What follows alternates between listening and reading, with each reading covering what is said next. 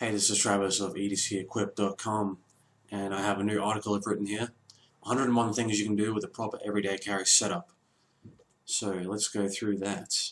I list different uses for EDC knives, multi-tools, peel fob, handgun, and miscellaneous things. So I'm going to read about 30, maybe 40 of these, and then check the link below, or just go to edcequip.com/101, and that'll take you straight to the article. So, use number one, cut open a package with your EDC knife. So one of the most common uses for an EDC knife is to actually open packages, parcels, things like that. So for the knife enthusiast, this mostly consists of opening new packages of knives. And then you order another knife. And then you use that previous knife you got to open the new one. It's a vicious cycle. If you have a knife addiction, click the link below or go to edcequip.com/101. At least learn how to utilize that addiction best. Number two, use your EDC knife to eat food. So be sure to clean your knife before you do this, but if you're out and about, you got some food that is more convenient to chop into small bits before you eat, there's a use.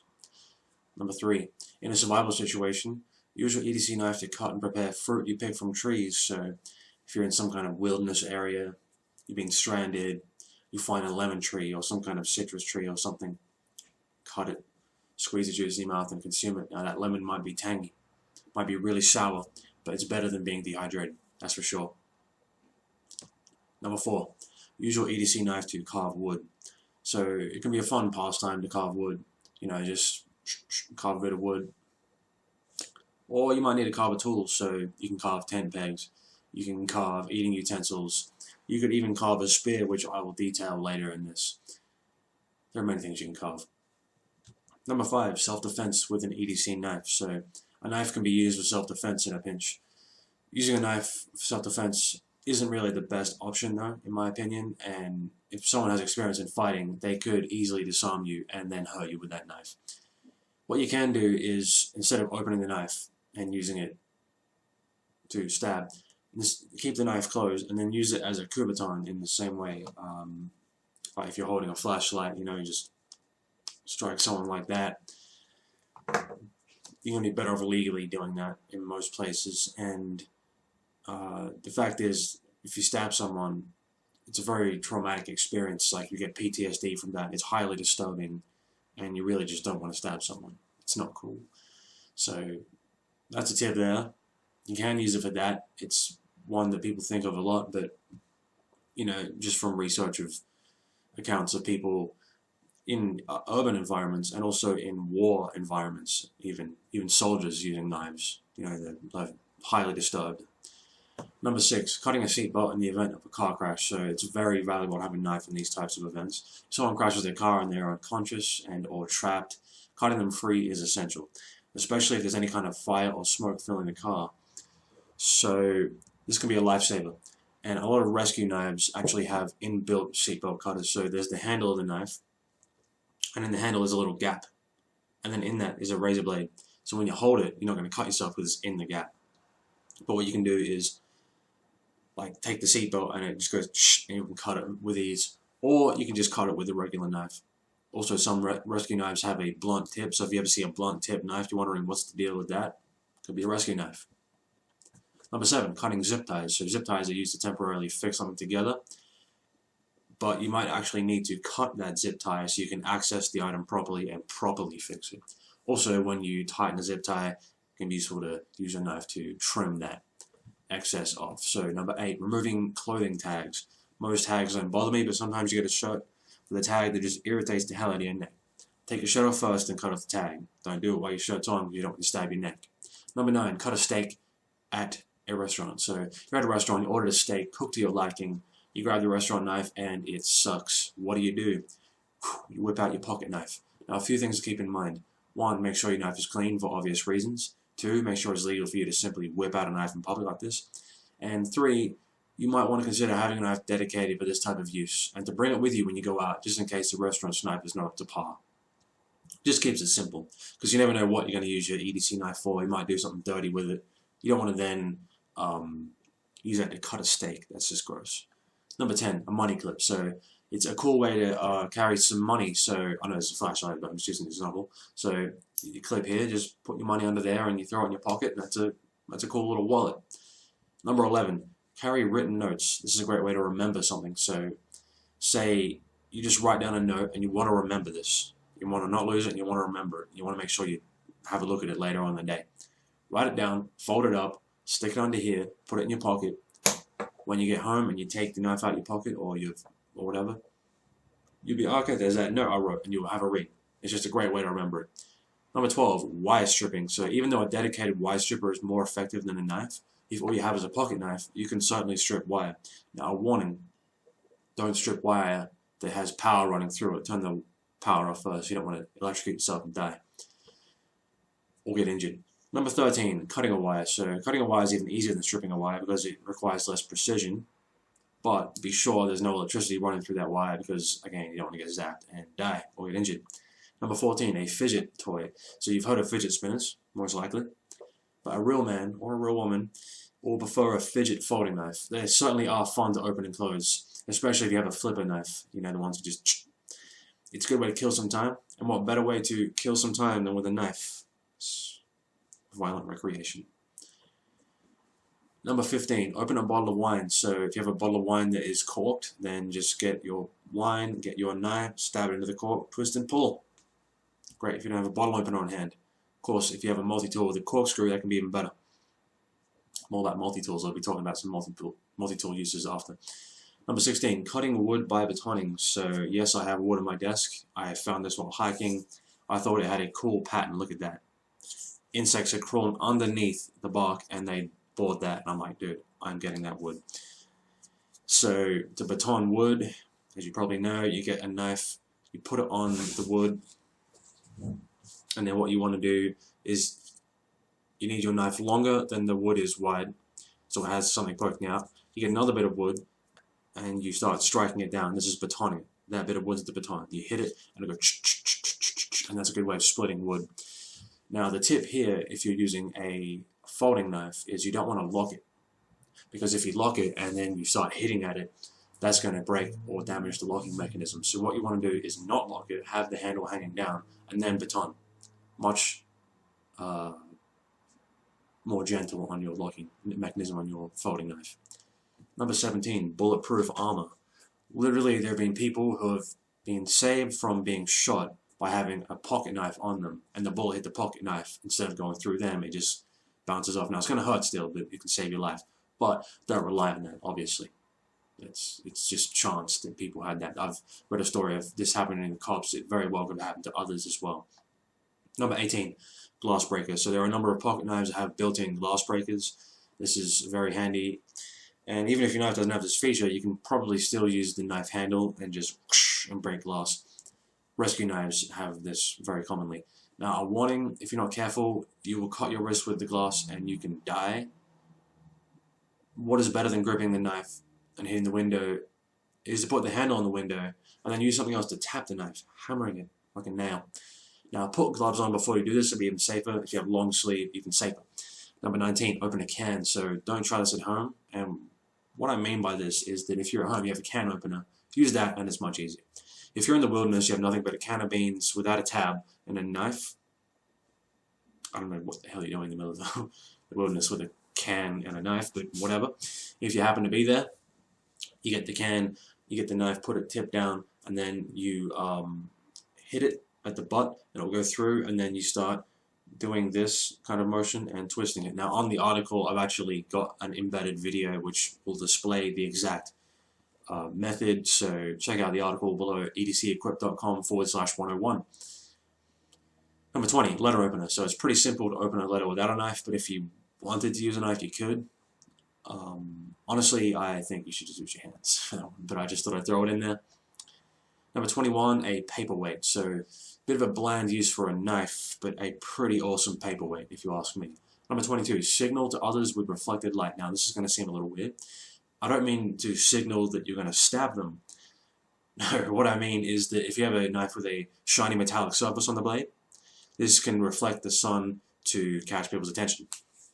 Very useful in a survival situation if you don't have a whistle to alert people, or if you want to alert certain people but don't want to alert everybody, which a whistle will do. Now, what I mean by this is a scenario such as if someone's trying to attack you, you've hidden yourself, and then you got to get the attention of police or some other group. Use your knife to reflect the light at them. See, the light will alert the people you've reflected it at, but it won't reach everyone. Number 23, hunting. So if you go hunting with a pocket knife alone, that's pretty hardcore if you ask me, but I don't recommend going hunting with a pocket knife. You're better off with a fixed blade or a rifle or a spear, which I'm going to mention next. But it's still better than nothing, and if you're stranded and hungry, it may be the best thing you got. But number 24, making a spear. So a spear is a better option for hunting than with your pocket knife. If you use your pocket knife, if you have a pocket knife on you, you can make a spear. So there are two main types of spear you can make, or you could put them both into the same thing. So one, you just get your stick and you just keep spinning it, doing that, and you'll make a single point. This can be very good for fending off like bears and stuff. Better off doing that than nothing. Or what you can do is as I said before, to baton the wood, baton it in like a cross, so you have 4 separate prongs, and then you get 2 sticks and put it down the gaps you've made to keep it all separated. Get your knife and sharpen each prong so you have 4 sharpened prongs. Then, if you have a fire going, it's even better. Put the stick, like the 4 prongs, into the fire, into the coals. Make sure it doesn't set on fire, but you want to fire harden it. Take it out. Then if you have some paracord, you can make it even stronger by wrapping it around this. The sticks will be poking out the side, and this can strengthen it, and then you pull it tight. Then you have a 4-pronged spear, which can be used for hunting small game or fish. And then you cook it on your fire. Number 25, gutting game. So once you've killed your prey, you'll want to gut it. Use your pocket knife for this. And you can eat the liver of a deer. Liver is incredibly high in vitamin A and many minerals, which will give you a lot of energy. Dispose of the rest of the guts, I would say. Although you can eat the heart, I guess. I mean, in a survival situation. But of course, there's many other nicer cuts of meat, I'd say, that you could have. I don't mind liver. Number 26, skinning game. So after you've hunted and gutted the animal, you want to skin it. You could keep the fur and try to make something with it, or not, it's up to you. Then you'll need to create a fire to cook the animal on. So number 27, creating tinder. So, like you just get a stick and start carving little bits off, and that can be tinder. Make sure the stick's dry, of course. And create a little pile of that. And then number 28, start the fire. So it's an important survival skill to know how to create a fire. Now, there's a number of options when it comes to fire starting. You can carry a ferro rod with you, and this will make it much easier to create sparks. But you can also create sparks by striking your blade against a stone. Not every rock will create sparks. Things like flint, quartz, and hard stones will. Use your knife to create tinder. Put it in an area you want to create fire. Clear the area around it, because you don't want to start like a forest fire or anything, a bush fire. That's not what you want. And then create sparks with the ferro rod or on a stone, or carry a lighter with you. That makes it a lot more simple. That's a great EDC tip right there. Once the tinder is lit, put little sticks and leaves over top, and then increase the size of the sticks so you have the desired size of the fire for heat, cooking, or signaling. Number 29, opening coconut to get water. So if you're isolated in the tropics, you're going to have like mangoes and stuff, but you also have coconuts, and coconuts are great survival food. All you need is your trusty little pocket knife, and you can open them, but it's going to take some work. Now, I recommend that you get the younger coconuts, as they're easier to dehusk. Take the coconut, hold it in your hand, grip it well, and start removing the husk. Cut away from yourself, because you might slip and it can go pretty quick. You don't want to be cutting towards yourself, because in a survival situation, you want to survive and not accidentally stab yourself in the chest and die. That would be kind of stupid. So do that till you get to the inner shell, and then place the coconut somewhere. Hold the knife with the point down, so you're in a hammer fist, and stab through the shell. Once you got a gap, drink the coconut water, then put it down, get a nice sized rock, and smash it open, right? And you got access to the coconut meat, which is full of fat. So the coconut water, high in carbohydrates, and which is good for quick energy, and you've got minerals and electrolytes. Excellent, excellent. You need this in a survival situation. The meat is high in fat, and good fat. This is a longer burning energy. So the combination of the water and the meat is going to be an incredible energy boost when you're in a survival situation.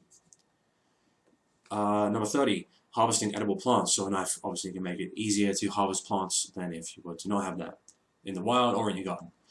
Number 31, test the temperature of food. So this is kind of an unconventional one, but first make sure your blade is clean. Stick it in the warm or hot food for 20 to 30 seconds. Take it out. Put the blade on your arm, not the sharp side down, but the flat side. And if it's too hot, then it's too hot to eat.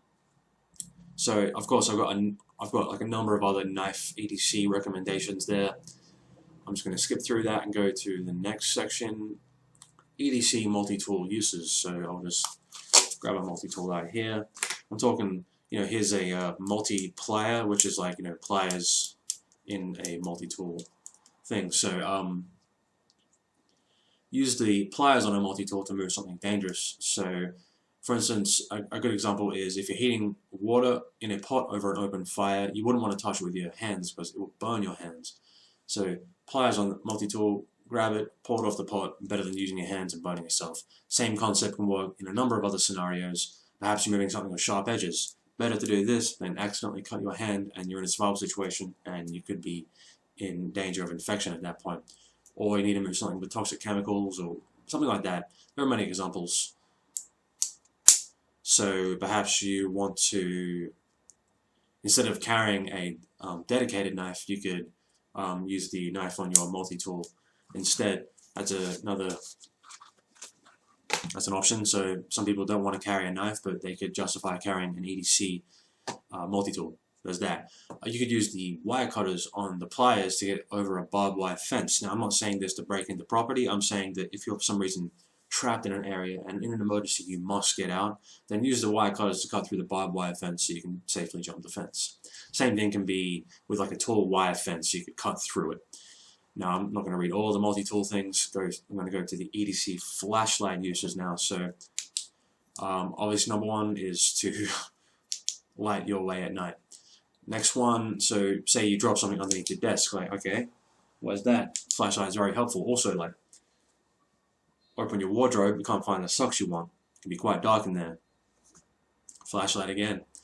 Self-defense, like I said, you can use as a Kubotan, strike like that at the face, the eyes, groin, ribs. There's many places it will hurt. Yeah. Just be sure with like self-defense and all that, like to look at the laws in your local area before you do anything. Like look at the laws before you're in the situation. Obviously, many places. Okay, in America you can carry things for self-defense. In many places in the world, unfortunately, you cannot, and you cannot actually have things intended for self-defense. But you could, in an emergency, all of these places you can use things for self-defense, but you just couldn't have intended to do it before. It's very confusing. Stupid laws, if you ask me. They should be changed, but I'm just saying. Yeah, you can use your flashlight. See how it's strobing? Use that to signal for others to help. That's really going to get your attention. Strobing, flashing lights like that. So again, not going to read all these flashlight things. Go to edcequip.com/101 if you want to read the rest of the article. Going on to the EDC pill form uses. So this is like a little metal canister. It can hold. It's designed to hold medication, but you can use it to hold many things, as I'm going to detail here. So what you can do is you can attach to your keychain, or you can actually attach it to a necklace. So it's great to always have your essential things on hand. So obviously the first thing, carry your essential medications. The next one, you can carry a spare battery. Good for your flashlight. Good to have on hand. Carry digestive aid supplements. So whether this be digestive enzyme capsules, probiotic capsules, magnesium capsules. Magnesium is great for actually flushing the digestive tract, or whatever your preferred preferred digestive tract capsules are. Great to have on hand. Also, you could carry activated charcoal capsules, which they sort of are a digestive aid, but this is good for like food poisoning, or if you happen to consume something toxic. I wrote an article talking about activated charcoal capsules and why you should have them as part of your everyday carry. Very enlightening article. The link to that article is in the 101 things that a proper EDC setup can do for you. So go to edcequip.com/101, read through it. Number 86 is carry activated charcoal capsules, and you may just save your life or someone else's life by having that. So get educated on activated charcoal. Super good stuff. Now I'm not going to read the rest of this pill fob section. We're going to the EDC handgun uses. So first is obviously, use it for defend yourself in a home invasion scenario. So in the event of a home invasion, a handgun is an invaluable tool. So while sleeping, this is all assuming that you want to learn all your local laws regarding carrying and using firearms before doing anything mentioned in this section. That's just a little disclaimer there. So assuming you're in an area where you can use a firearm for self-defense, while sleeping, have the handgun on your bedside. You hear a break-in, you get your flashlight, you get your handgun. You're sort of like, yo, all right, what's going on? What's going on? Learn about defensive use. Learn about you want to learn about like using a flashlight in a home invasion at night scenario, because the flashlight will actually give away your position. So you look up tactical use of flashlight in a home invasion scenario. That's just a good thing to learn. But yeah, handgun is a great advantage in that sort of situation. Of course, during the day you can keep it holstered on you. Very good to have it holstered on you instead of leaving it lying around, because you never know when it's going to happen. Also, a rifle can be good and a shotgun, but I just think that the pistol, the handgun, is a very handy little thing. Next one, stop an active shooter. So an active shooter is a horrible situation. The only thing that can stop a bad guy with a gun is a good guy with a gun. So I'm hoping you're the good guy, and if you are, I want you to be prepared to stop the bad guys. So concealed carry is the best way to be prepared for such situations, as having open carry makes you the target for these people. What I mean by that is, if some lunatic is thinking, okay, I'm going to do a shooting, you're going to look around like, oh, this guy has open carry, I'll take him out first and then I'll do my thing. Flip side of that is that, oh, that guy has open carry, I'm not going to do that, I'm going to stop. So there's two sides of the coin, and I advocate safety. So if you can safely take this person out, do it. Otherwise, get away and let the police handle it. But if you're cornered, it's better to be armed than not, that's for sure. Now, next thing, a terrorist attack. So similar to an active shooter scenario, except that if you're armed, you're better off than if you're not. But to be clear, a terrorist attack is a lot more complicated than an active shooter scenario. So terrorist attack could have many variables. Vehicle ramming, bioweapon, explosions. Don't be a hero and get yourself killed. But a concealed carry handgun is very useful for defending yourself and your family. Just be smart about it and get away if you cannot do anything. Stop a robbery. So if a robbery is in motion, you could, and the person is not being violent, they haven't got a weapon or anything, use a handgun to hold them up until police arrive. If they have a weapon and they're harming people, you may actually need to take them down. So yeah, there's a few more in that section. I'm just going to skip to the next one. Miscellaneous EDC item uses. So non-lethal self-defense can be preferable. So having a non-lethal self-defense option can be preferable to using a firearm or a knife. Non-lethal can give you the time you need to get away from the attacker. So just pepper spray and run, or stun gun and run. And this is going to leave you, this is not going to kill them, and it's going to leave you in a better place legally and feeling less guilty. So linked in the edcequip.com/101, I have a link to my non-lethal self-defense article. Another one, so using a pepper spray can help ward off a bear or a wild attacking animal. So bears are friggin' scary. Keep away from them and keep them away from you. Pepper spray may be the thing that'll help you though. So I've got a number of other different things in this, and I'm just going to end this video here before it gets way too long. edcequip.com/101 if you want to check out my article, or link below. Thanks for watching.